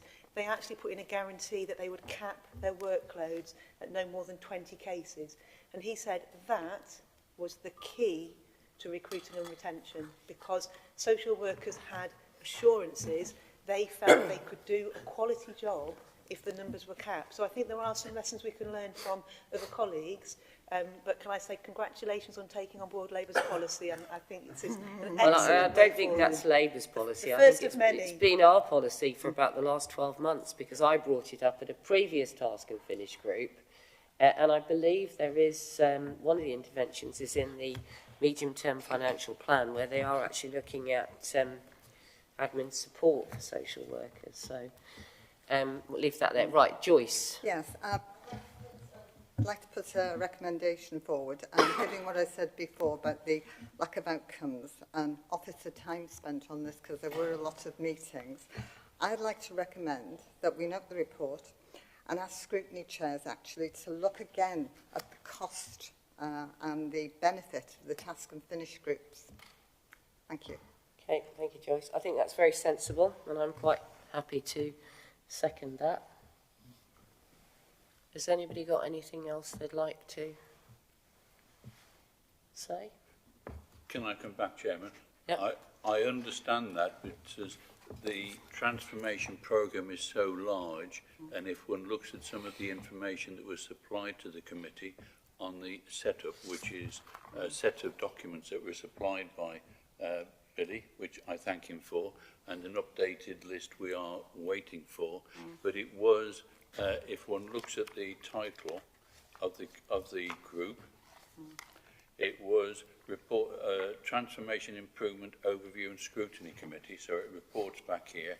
It's how we're doing with the transformation, the understanding of the members of the group of what the transformation was and is of this committee is now much better than it was at the start. And if one looks at recommendation 1, which is on page 17. It says the information of the transformation programme and the planned and realised financial and non-financial benefits should be shared with all members so that they better understand where this council is going. We were interested in hearing in depth some of the transformation programme that was there. At the start of the process, the members picked out certain areas that they wanted to investigate and to have a better understanding of. I think they do understand it more. If it's the wish of this committee to wind up the task and finish group, so be it. But the transformation programme is inherent on how this council is going to perform in the future. And we do really need a wider understanding of where it is. And the meetings are sent round to all members for them to come, to ask questions, to see where we're going, and also the wider the knowledge that members have, the better. There's no firm outputs because we didn't, in the time, able to get to the outputs and do the understanding and cover the areas that the members wanted to cover. So we're in a halfway house. Do we make comments on the current financial programme? Do we make comments on the future financial programme? We didn't know what the future financial programme is. And if one looks at the cabinet meetings, and you'll see there the cabinet is already working on next year's finance programme. And if we continue meeting after May and into the new council year, I would hope that we can have a look at some of the savings that have been brought up here and the KPIs, because I'm also conscious, and it was brought up by the chairman of this committee, that we do not want to do the work of the scrutiny committees. The scrutiny committees do it. All we're looking at is the transformation programme and reporting back to here. Working with PwC and Billy Webster, trying to understand where we are, come up with ideas, and actually report back to here on how the transformation programme is progressing. Because if it doesn't work, this council has got a lot of problems, so we need to make it work. Thank you, Chairman. Okay, Roger. Julia, quickly, because I'm... Yeah, very quickly. Thank you to Roger for chairing that group. It was tricky because of the short notice and bringing together so many speakers, so thank you for doing that. I just want to say that since we've done that work and since the production of that report, we've seen the Cabinet paper and the medium-term financial strategy, which sets out that PricewaterhouseCoopers are likely to receive a further 6.3 million. So their work will increase by 200%, a total of nearly £10 million of this authority's budget. That being the case, that proportion of expenditure going to this team, I think it's even more important that members are aware and understand the work. And so what I think flows from that are more member briefings that go into more detail, and members having the right to ask questions to understand further if this is going to be growing. I'm agreeing with you a lot today, Julia.